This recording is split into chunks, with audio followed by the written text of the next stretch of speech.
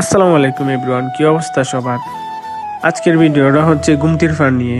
কারণ টিকটকে ঢুকলে দেখি গুমতির ফার ভেসে গেছে, মানে সবাই ভিডিও আপ দিতেছে যে গুমতিতে অনেক ফানি। তো ভাবলাম একটু ঘুরে আসি, দেখি আসলে কি এত ফানি নেই।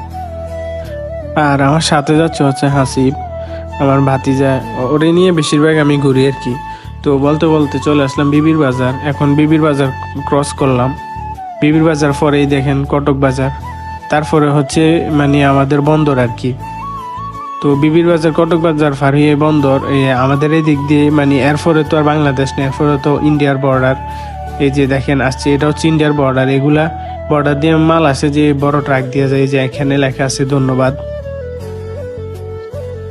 তো বলতে পারেন আমি এখন বাংলাদেশের শেষ সীমানায় আছি, মানে এরপরে তো আর বাংলাদেশ নাই। তো আমি আজকে আপনাদেরকে এই বন্দর থেকে টিকেশ্বরের ব্রিজ পর্যন্ত ঘুরে দেখাবো।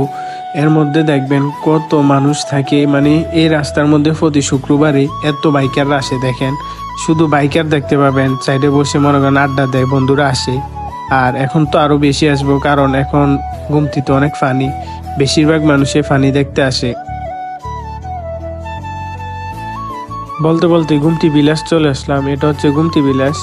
এই গুমতি বিলাসের নিচে মানে গুমতির পাড়ে আমরা কত আড্ডা দিচ্ছি। আর এখন দেখেন এই গুমতি বিলাসে নেমে তারপরে আর আড্ডা দেওয়ার জায়গা নাই, এখানে পানি উঠে গেছে। আর যদি এরকম 2 দিন বৃষ্টি হয় তাহলে তো শেষ। আর এই যে দেখেন গুমতির পাড়ে কি সুন্দর ফুটবল খেলতেছে। এখন অবশ্য বৃষ্টি পড়ে, যার জন্য দাঁড়াইছিলাম। তো চলে আসলাম বলতে বলতে টিকেশ্বরের ব্রিজে।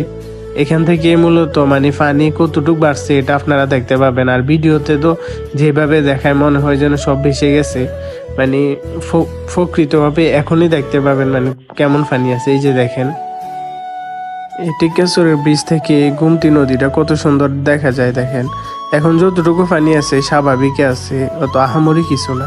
তো ভিডিওটা কেমন হয়েছে অবশ্যই জানাবেন। আল্লাহ হাফেজ।